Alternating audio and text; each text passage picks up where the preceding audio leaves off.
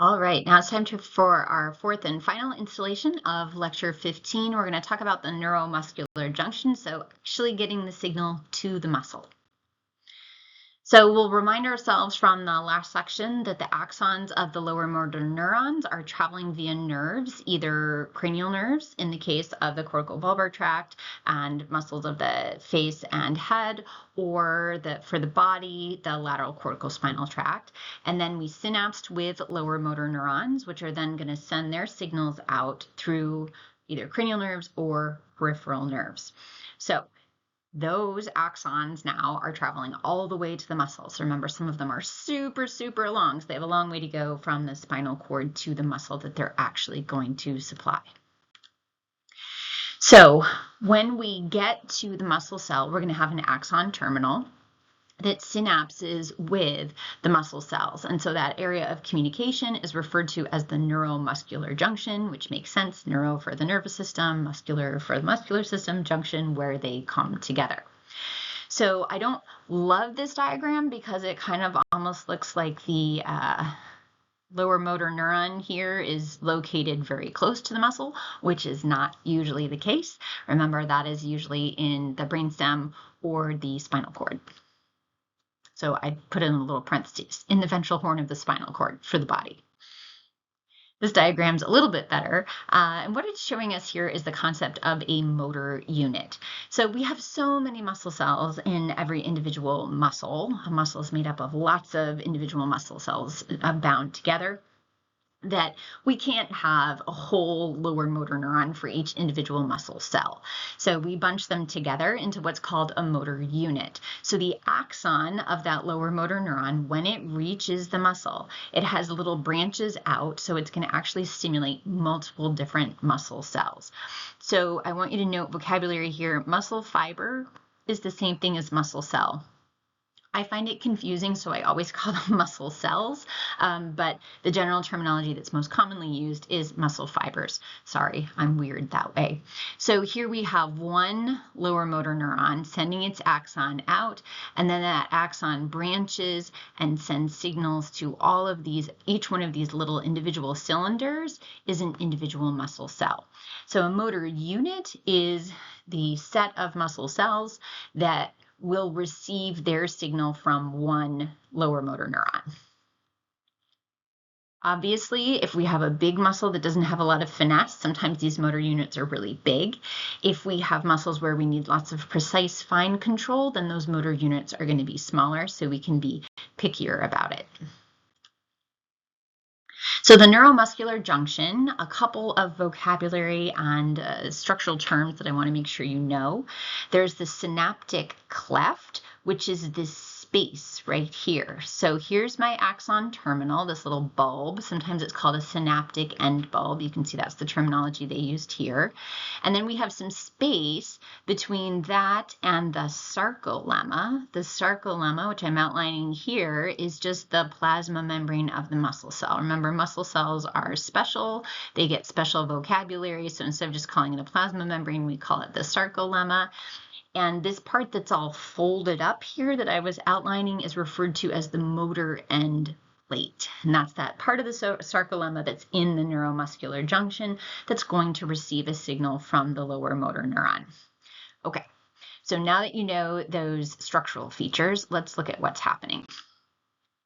First of all, the upper motor neuron sends an action potential down to the lower motor neuron, which will release neurotransmitter and cause ions to move in, and it will depolarize the cell, and the lower motor neuron will send an action potential down its axon through whichever nerve it is traveling through.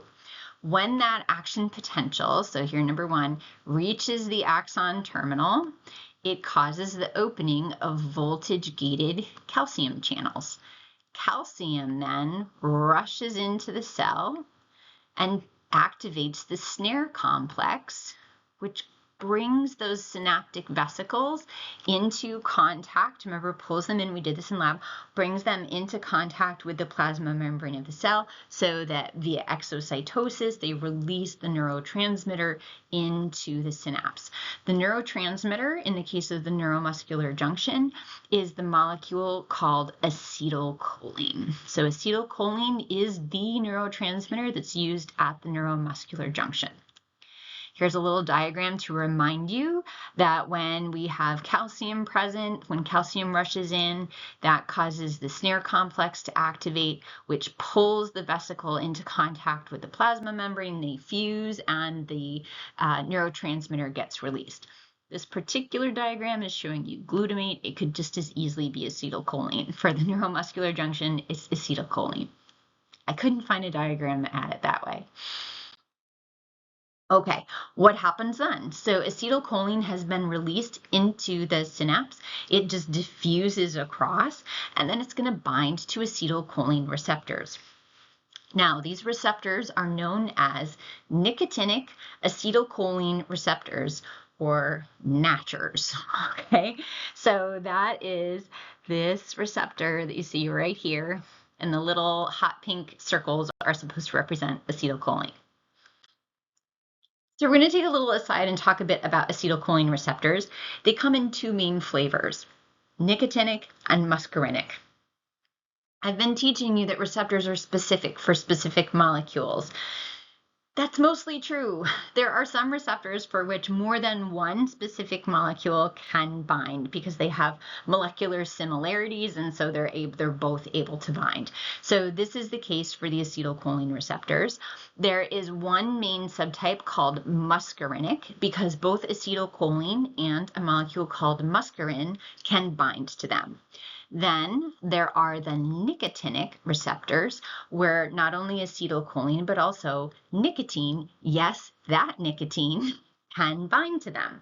So these nicotinic style of acetylcholine receptors are found in lots of different places in our body, one of which is the neuromuscular junction. So that's why we're talking about them now, as those are the types of receptors that we find on the motor end plate of the sarcolemma of the muscle cell. So those are the receptors that acetylcholine is going to bind to, is those nicotinic acetylcholine receptors, or NACHRs. There are also nicotinic acetylcholine receptors in the brain that are particularly involved in some reward pathways. So now some puzzle pieces are starting to click into place. They're also found in the autonomic nervous system, which we will talk about later in the course. Now, these nicotinic acetylcholine receptors are ionotropic receptors. So here's a nice opportunity to remind ourselves what those are.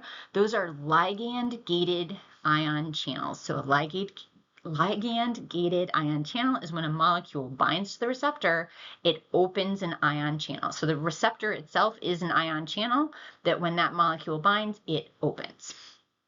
There we go.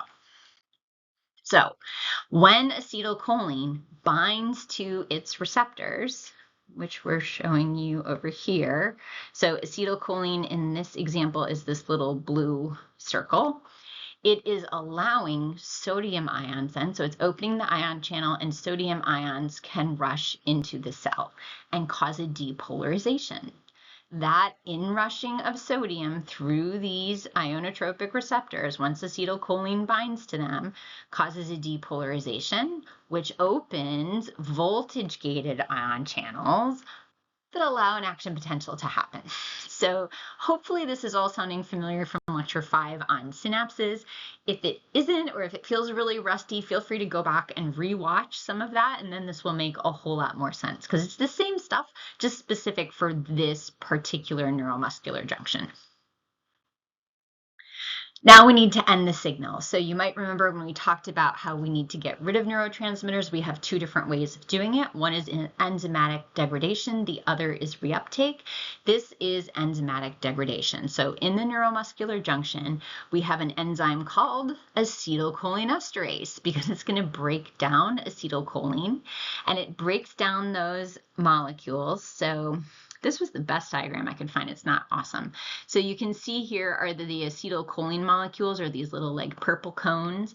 And then they're showing you acetylcholinesterase, which is breaking down that purple cone into those two other little smaller molecules.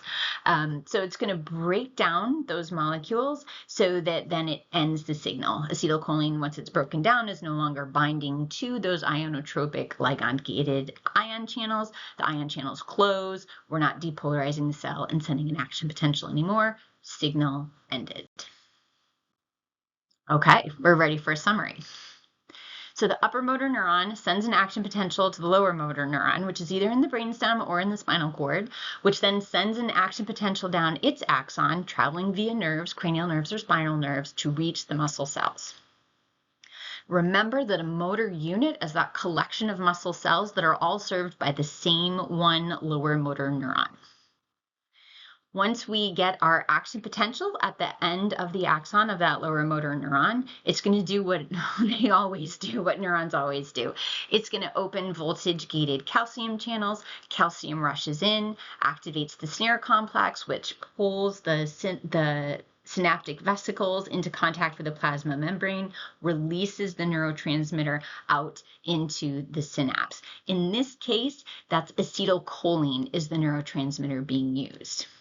Acetylcholine then diffuses into the synaptic cleft. It binds to those nicotinic acetylcholine receptors, the natchers, that are on the motor end plate of the sarcolemma. Those are ligand-gated ion channels, so then they open, sodium rushes in according to its electrochemical gradient.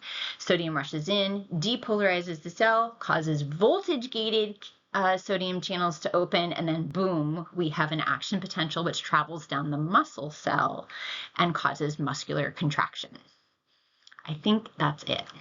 One more thing, yes, we have to end the signal. So acetylcholinesterase enzyme, which has just been hanging out in the synapse, just waiting for its moment, then is going to break down the acetylcholine so that we end the signal almost as quickly as it began, so that if we want to continue to contract the muscle, we have to keep telling it to do so. All right, that's it for lecture 15. Now you know how we move our muscles. Thanks.